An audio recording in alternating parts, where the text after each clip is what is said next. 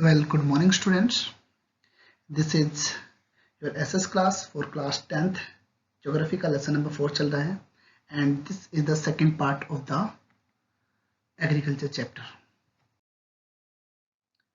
Now, well, students, इससे पहले हम ऑलरेडी डिस्कस कर चुके हैं प्रीमिटिव सब्सिस्टेंस फार्मिंग के बारे में, जहाँ पर हमने डिस्कस किया कि किस प्रकार से हम प्रीमिटिव सब्सिस्टेंस फार्मिंग को डिफरेंट एरियाज में डिफरेंट नेम से जानते हैं, प्रीमिटिव टूल्स का यूज करते हैं, उसके फीचर्स के बारे में कुछ देखा ना। अब हम यहाँ पर जो डिस्कस करेंगे इंटेंसिव सब्सिस्टेंस फार्मिंग के बारे में थोड़ा सा देखते हैं। फर्स्ट ऑफ ऑल जो फर्स्ट फीचर है इसकी तो ये है it practice in the areas of high population pressure on land. ये उस एरिया के अंदर होती है जहाँ पर हाई पॉपुलेशन प्रेशर होता है, मीन्स जहाँ पर लार्ज पॉपुलेशन होती है। स्टूडेंट, अगर हम बात करते हैं प्रिमिटिव सब्सिस्टेंस फार्मिंग की, वो उस समय में हुई थी जिस वक्त ह्यूमन बीइंग ने एज ए सेटल टाइप बिताना शुरू किया या ट्राइबल पीपल उसको प्रैक्टिस करते हैं। पर अगर मैं इंटेंसिव सब्सिस्टेंस फार्मिंग की बात करता हूँ तो ये जो फार्मिंग है ये आज के टाइम में होती है। पॉपुलेशन लगातार बढ़ती जा रही है, लैंड होल्डिंग साइज भी हमारा धीरे धीरे कम होता जा रहा है, जिसकी वजह से हमारे पास एक लिमिटेड एरिया है जिसके ऊपर हम एग्रीकल्चर कर सकते हैं। तो हम अगर उस लिमिटेड एरिया की बात करते हैं तो उस लिमिटेड एरिया के अंदर हमें मैक्सिमम आउटपुट अचीव करनी है। So we use intensive subsistence farming in that particular area जहां पर हाई पॉपुलेशन होती है। नेक्स्ट अगर हम बात करते हैं, ये बड़ी लेबर इंटेंसिव होती है।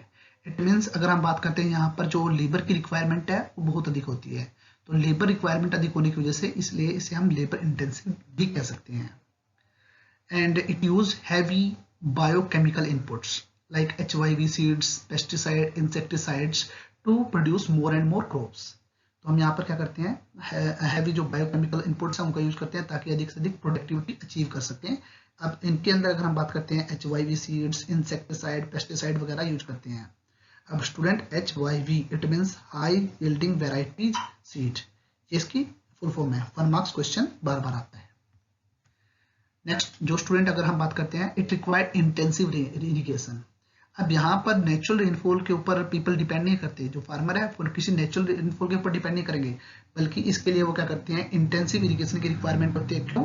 क्योंकि अगर हम HYV सीड या अगर मैं पेस्टिसाइड इंसेक्टिसाइड की बात करता हूँ तो ये जो मॉडर्न इनपुट्स होते हैं, अगर इनसे अच्छी प्रोडक्टिविटी अचीव करनी है तो आपको इरिगेशन फैसिलिटी भी अच्छी प्रोवाइड करनी पड़ेगी। तो जितने भी मॉडर्न मेथड्स हैं लाइक ट्यूबवेल्स वगैरह, इन सब के माध्यम से हम इंटेंसिव जो इरिगेशन है फैसिलिटी प्रोवाइड करते हैं। तो it required intensive irrigation facility.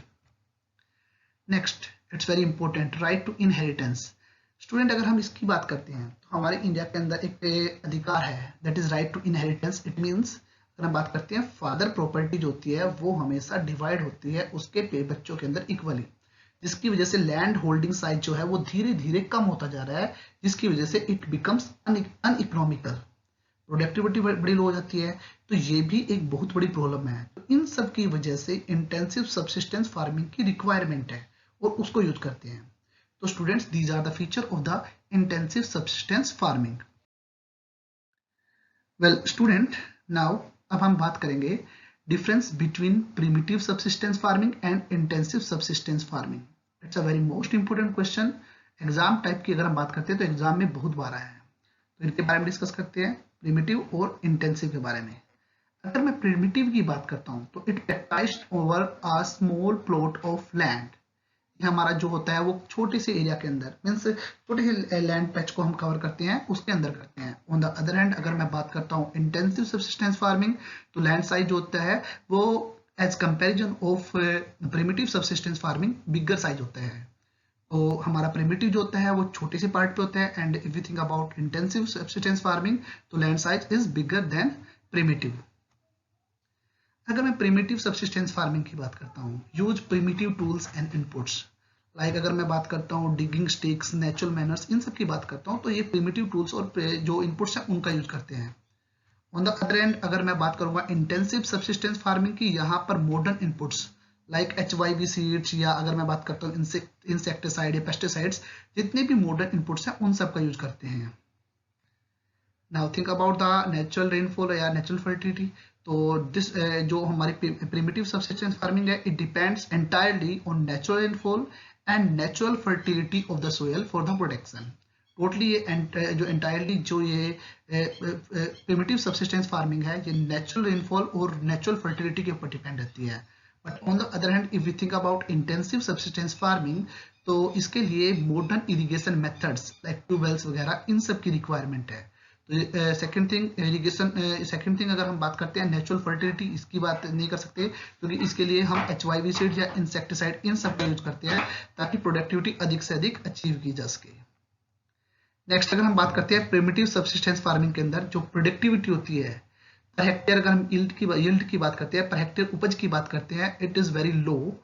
And अगर मैं पर हेक्टेयर प्रोडक्टिविटी यहां पर बात करता हूं इंटेंसिव फार्मिंग के अंदर, इट इज हाई। अब यहाँ पर जो प्रिमिटिव सब्सिस्टेंस फार्मिंग के अंदर जो भी प्रोडक्शन होता है मैक्सिमम इसका कंजप्शन के लिए यूज होता है।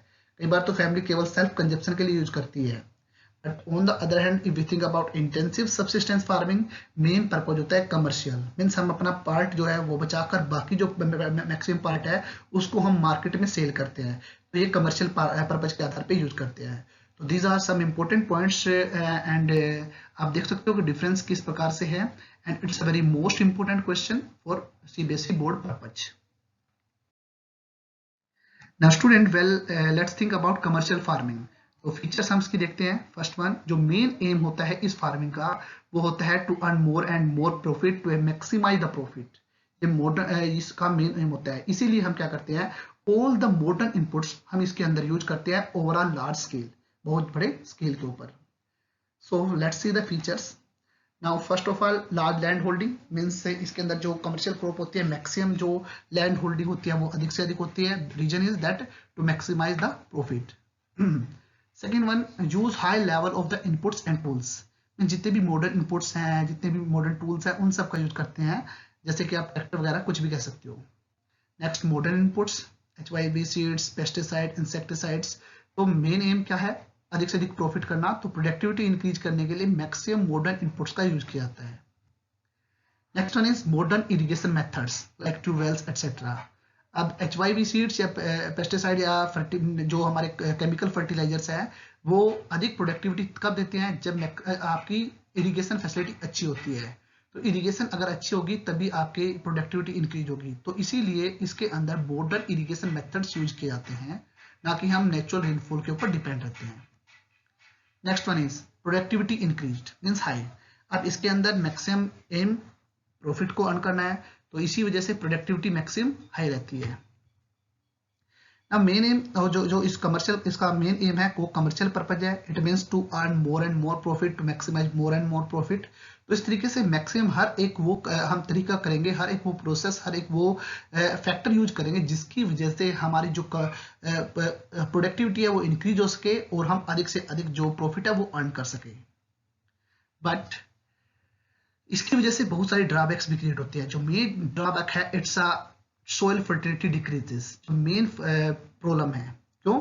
अगर हम केमिकल फर्टिलाइजर्स और पेस्टिसाइड्स का यूज करते हैं, अब हमें अर्न करना है प्रॉफिट, तो हम मैक्सिमम इसका ओवर यूटिलाइज कर लेते हैं, ओवर यूज कर लेते हैं, जिसकी वजह से सोइल फर्टिलिटी धीरे धीरे कुछ प्लेसेज पे डिक्रीज होती जा रही है।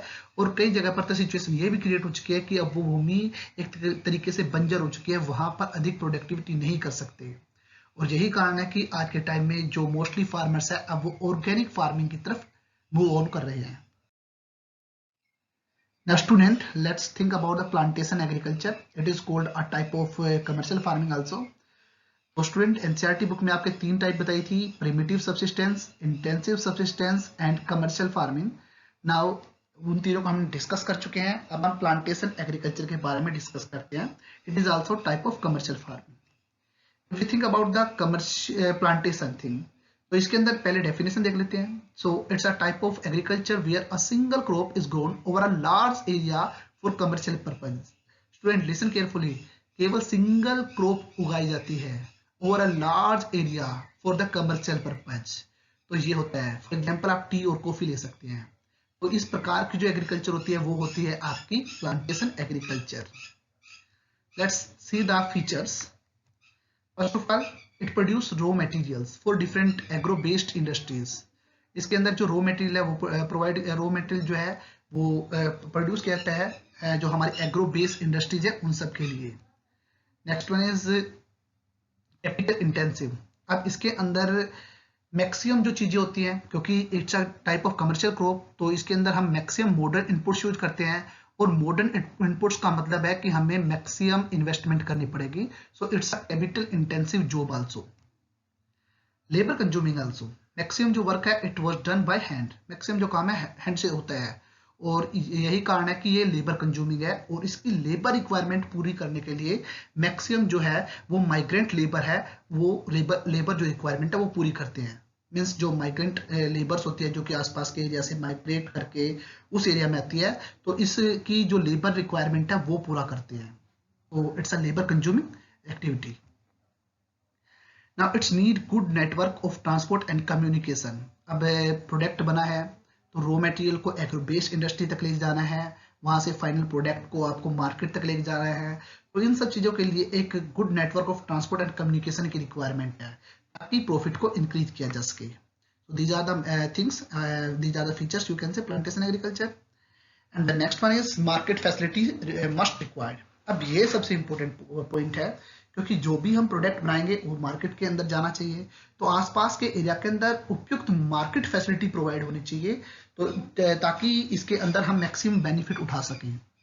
तो ये था आपका प्लांटेशन एग्रीकल्चर, जो कि एक टाइप की कमर्शियल क्रॉप है। तो these are the features. I think 5 marks के क्वेश्चन में आपके लिए सफिशिएंट है।